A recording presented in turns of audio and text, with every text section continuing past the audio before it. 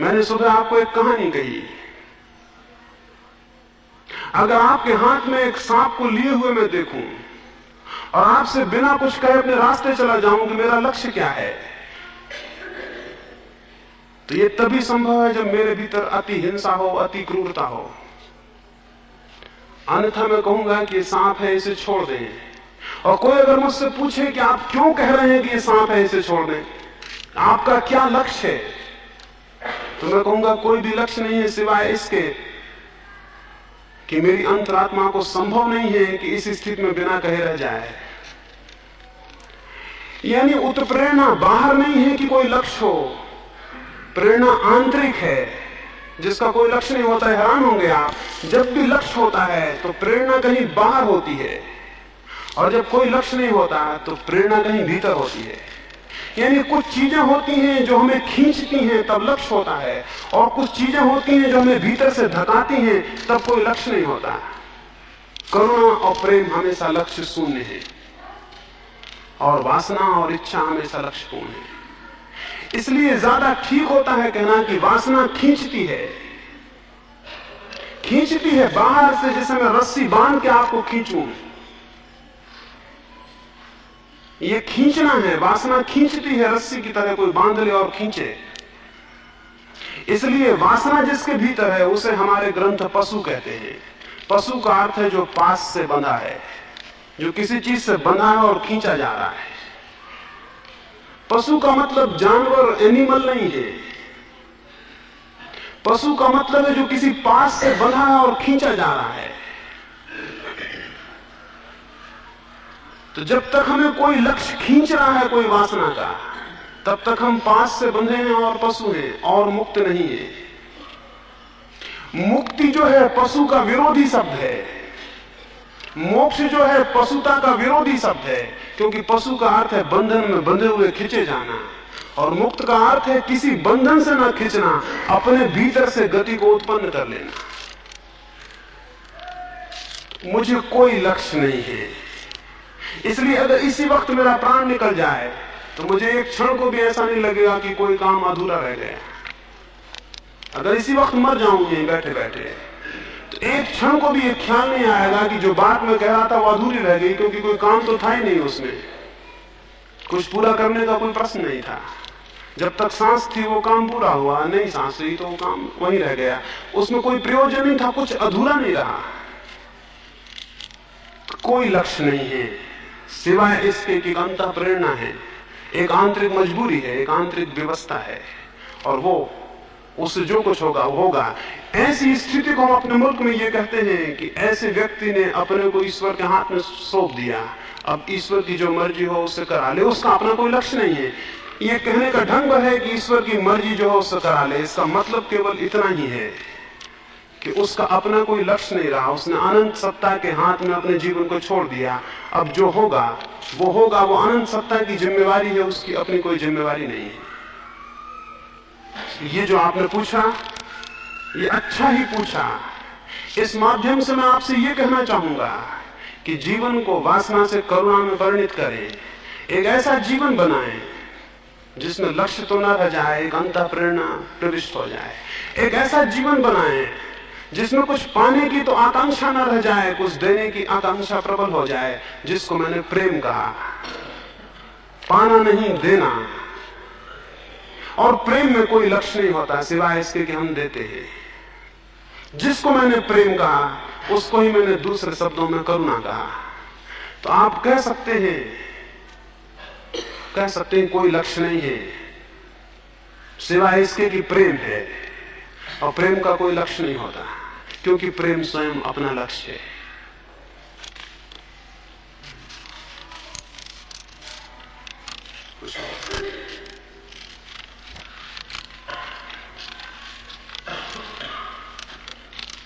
एक अंतिम प्रश्न क्रोध के संबंध में है कि क्रोध आने पर मन में विपरीत परिणाम होता है और उसका पूरे शरीर पर प्रभाव पड़ता है। इस स्थिति में शरीर में किस ग्रंथि का निर्माण होता है? सुबह मैंने बात की है मैं आपको ये कहा हूं, क्रोध तो केवल एक उदाहरण के लिए लिया था। सारे भावावेग शक्तियां हैं, और अगर उन शक्तियों का कोई सृजनात्मक उपयोग न हो तो वे शरीर के किसी अंग को, चित्त की किसी स्थिति को विकृत करके अपनी शक्ति को व्यय कर लेते हैं। शक्ति का व्यय होना जरूरी है। जो शक्ति बिना व्यय की हुई भीतर रह जाएगी वो ग्रंथि बन जाएगी। ग्रंथि का मतलब वो गांठ बन जाएगी, वो बीमारी बन जाएगी। समझे? क्रोध की ही बात नहीं है। अगर मेरे भीतर प्रेम देना हो और मैं प्रेम ना दे पाऊं किसी को, तो प्रेम गांठ बन जाएगा। अगर मेरे भीतर क्रोध हो, मैं क्रोध ना कर पाऊं, तो क्रोध गांठ बन जाएगा। अगर मेरे भीतर भय पैदा हो और मैं भय प्रकट ना कर पाऊं, तो भय गांठ बन जाएगा।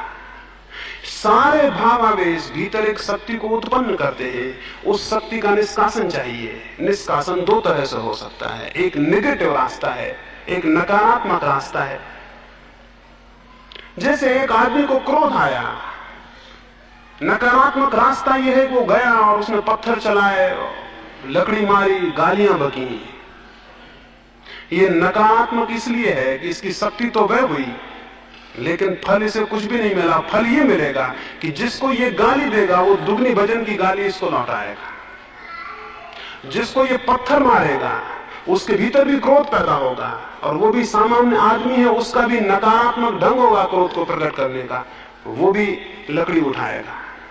अगर आपने किसी के पत्थर मारा है तो बड़ा पत्थर आपको मारेगा।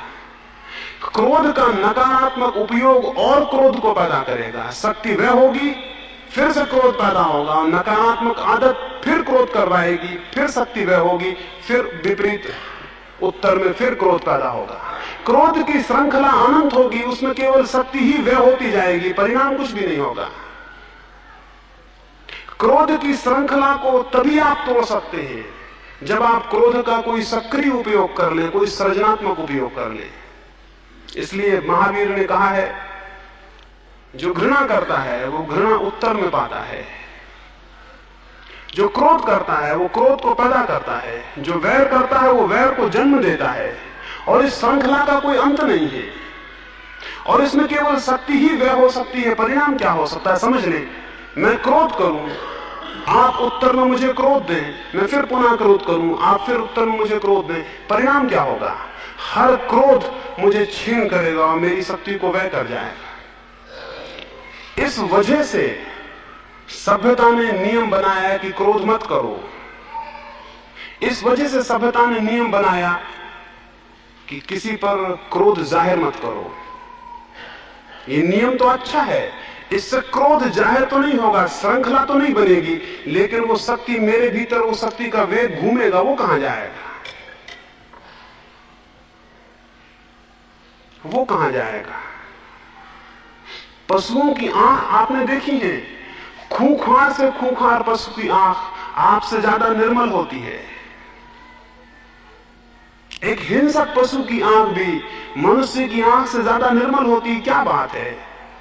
वहां दमित वेग कुछ भी नहीं है। क्रोध आता है तो उसे प्रकट करता है, चिल्लाता है, आवाज करता है, हमला करता है, निकाल देता है। वो सभ्य नहीं है, उसका जो होता है निकाल देता है। बच्चों की आंखों में जो निर्मलता होती है उसका क्या कारण है? उनको जो होता है उसे वो निकाल देते हैं, उनकी कोई ग्रंथियां पैदा नहीं होती। अगर उन्हें क्रोध आता है तो क्रोध निकाल देते हैं, अगर ईर्षा होती है तो ईर्षा निकाल देते हैं, अगर किसी बच्चे का खिलौना छीनना है तो उसको छीन लेते हैं। दमन नहीं है बच्चे के जीवन में, इसलिए सरलता मालूम होती है, और आपके जीवन में दमन है इसलिए जटिलता शुरू हो जाती है। ग्रंथ का अर्थ है कॉम्प्लेक्सिटी। कुछ भीतर होता है, कुछ आप बाहर दिखाते हैं।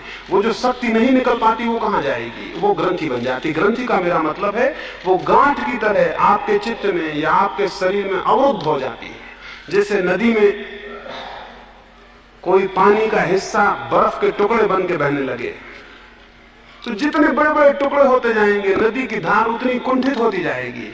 अगर सब बर्फ हो जाए तो नदी जम के वहीं समाप्त हो जाएगी। तो हम उन नदियों की तरह हैं जिनके भीतर बड़े बड़े बर्फ के टुकड़े बह रहे हैं। उनको पिघलाना जरूरी है। वो ग्रंथियों से मेरा मतलब है कि वो जो बर्फ के बड़े बड़े टुकड़े हमारे जीवन में बह रहे हैं, हमारे घृणा के, हमारे क्रोध के, हमारे सेक्स के जो दमित वेग थे, उन्होंने हमारे भीतर बर्फ के बड़े बड़े टुकड़े पैदा कर दिए। अब वो हमारी धार को बहने नहीं देते। कुछ की तो धारें ऐसी हैं कि सब बर्फ ही बर्फ हो गया है, वहां कोई धार ही नहीं है। उसको पिघलाने की जरूरत है, और उसको पिघलाने के लिए मैंने कहा सृजनात्मक उपयोग करना चाहिए। और सृजनात्मक उपयोग के लिए मैंने दो रास्ते बताए। एक तो पिछले वेग को कैसे विसर्जित करें, और नए वेग का कैसे सृजनात्मक उपयोग करें। अब ये देखिए, आप छोटे बच्चे हैं, उनमें बड़ा वेग होता है, बड़ी शक्ति होती। अगर उनको आप घर में छोड़ते हैं तो इस चीज को उठाते हैं, उसको पटकते हैं, ये चीज तोड़ते हैं, वो चीज फोड़ते हैं। आप उनको कहते हैं ये मत करो, ये मत करो।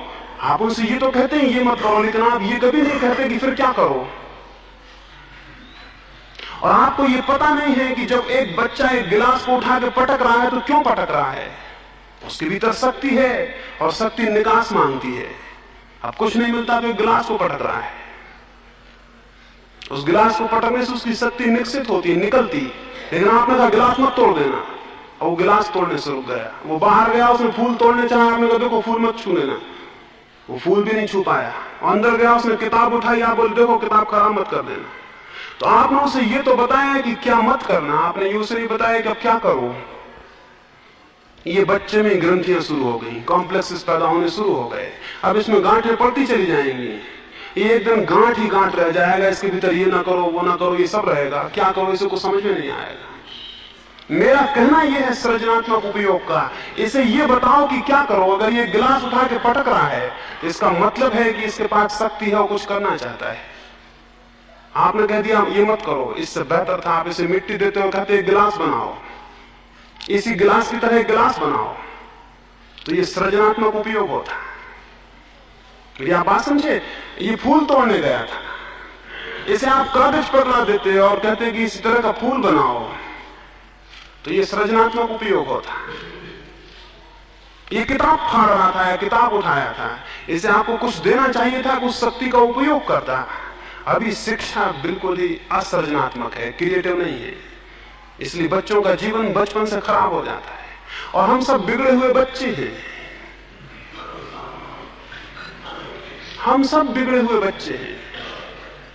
हम बड़े हो गए हैं, बस इतनी भूल है, बाकी हम बिगड़े हुए बच्चे हैं जिनका सब बचपन से सब बिगड़ा हुआ है, और फिर हम जीवन भर वही बिगड़ा हुआ सब करते चले जाते हैं। तो मैंने जो कहा क्रिएटिविटी, सृजनात्मकता, उससे मेरा मतलब यह है कि जब भी शक्ति का उदय हो, उसका कोई सृजनात्मक उपयोग करिए, जिससे कुछ बन जाए, कुछ निर्मित हो जाए, कुछ विनष्ट ना हो। अब एक आदमी जो निरंतर निंदा करता है किसी की, हो सकता था वो कोई गीत लिखता। और आप जानते हैं जो गीत नहीं लिख पाते, कविता नहीं लिख पाते, वो आलोचक हो जाते हैं। वो वही शक्ति है, वो जो क्रिटिक्स हैं, वो जो आलोचक है, वो वही शक्ति है जो गीत लिख सकती थी, कविता बना सकती थी, लेकिन उन्होंने उसका सृजनात्मक उपयोग नहीं किया। वो केवल ये कर रहे हैं, वो दूसरों की आलोचना कर रहे हैं कि कौन गलत लिख रहा है, कौन क्या कर रहा है। ये विनाशात्मक उपयोग है। दुनिया बहुत बेहतर दुनिया हो जाए अगर हम अपनी शक्तियों का सृजनात्मक उपयोग करें, हर शक्ति का। और शक्ति बुरी और भली नहीं होती, स्मरण रखिए। क्रोध की शक्ति भी बुरी और भली नहीं है, उसके उपयोग की बात है। आप ये मत सोचिए कि क्रोध की शक्ति बुरी है। शक्ति कोई बुरी भली नहीं होती है, एटॉमिक एनर्जी है, ना बुरी है ना भली है। उससे विनाश हो सकता है सारे जगत का, उससे सारे जगत का निर्माण हो सकता है। सब शक्तियां न्यूट्रल होती हैं, कोई शक्ति बुरी और भली नहीं होती। विनाशात्मक उपयोग हो तो बुरी हो जाती है, और सृजनात्मक उपयोग हो तो भली हो जाती है। अपने क्रोध को, अपने काम को, अपने सेक्स को, अपनी घृणा को, सबको बदलिए और सृजनात्मक उपयोग करिए। जैसे कोई खाद को लाता है, उसमें गंध और बास उठती है, दुर्गंध उठती है। उस खाद को माली बगीचे में डालता है, पानी सींचता है और बीज डालता है। फिर उन बीजों से होकर वही खाद पौधा बन जाती है, और उन पौधों की नसों में से पार होकर वही खाद की गंदगी फूलों की सुगंध बन जाती है। वही गंदगी, वही खाद जो दुर्गंध फेंकती थी, फूल में आकर सुगंध फेंकती है। ये ट्रांसफॉर्मेशन ऑफ एनर्जी है, ये शक्ति का उदात्तीकरण है। जो जो आप में दुर्गंध दे रहा है, वही वही आप में सुगंध देने का कारण बन सकता है। वही क्योंकि जो दुर्गंध देता है केवल वही सुगंध दे सकता है। इसलिए कभी बुरा मत मानिए कि आप क्रोधी हैं, ये शक्ति है और आपका सौभाग्य है। और कभी बुरा मत मानिए कि आप सेक्सुअल हैं, कि आप कामुक हैं, ये शक्ति है और आपका सौभाग्य है। दुर्भाग्य ये होता है कि आप सेक्सुअल ना होते, दुर्भाग्य ये होता है कि आप में क्रोध ही ना होता, तो आप इंपोटेंट होते, तो आप पुंसत्वहीन होते, तो आप किसी मतलब के ना होते, क्योंकि आप में कोई शक्ति ना होती जिससे कुछ किया जा सके। तो शक्ति के लिए सौभाग्य मानिए, और आपके भीतर जो भी शक्तियां हों सबका धन्यवाद मानिए, क्योंकि वे शक्तियां हैं। अब ये आपके हाथ में है कि आप उनका क्या उपयोग करते हैं। दुनिया के जितने महापुरुष हुए हैं सब एक्सट्रीम सेक्सुअलिस्ट थे। जितने दुनिया के महापुरुष हुए हैं सब अति कामुक थे।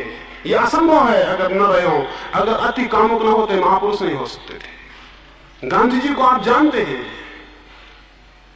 अति कामुक थे। और जिस दिन उनके पिता की मृत्यु हुई, डॉक्टरों ने कह दिया कि पिता मरने को हैं, वो उस रात भी अपने पिता के पास नहीं बैठ सके। जब उनके पिता मरे तो अपनी पत्नी के पास सोए हुए थे, और डॉक्टर कहे कि पिता मरने को हैं, और उस रात भी वो पिता के पास नहीं बैठ सके। वो मरने को थे रात में, ये जाहिर ही था। गांधी जी को बहुत धक्का लगा इस बात से कि मैं कैसा आदमी हूं, मैं आदमी कैसा हूं। लेकिन धन्यवाद था उनका कि वे इतने कामुक थे। वही कामुकता उनका ब्रह्मचर्य बन गई, वही कामुकता। अगर वे उस रात पिता के पास बैठे रहते तो पक्का मानिए गांधी पैदा नहीं होता दुनिया में। हम में से अधिक बैठे ही रहते, रात क्या 2 रात बैठे रहते, पर गांधी पैदा नहीं होता। वो जो उस दिन दुर्गंध मालूम हुई होगी उनके चित्त को, वही बाद में उनके जीवन की सारी सुगंध बन गई। तो किसी शक्ति का अनादर मत करिए, अपने भीतर उठी किसी भी शक्ति का अनादर मत करिए, सौभाग्य मानिए, उसको परिवर्तित करने में लगिए। हर शक्ति बदल जाती है और हर शक्ति संपरिवर्तित हो जाती है, और जो आप में बुरा दिखता है वही सुगंध में और फूलों में परिणित हो जाता है। ये थोड़े से प्रश्नों की मैं चर्चा किया, कुछ 2-4 छूट गए हैं, उनको कल विचार कर लेंगे।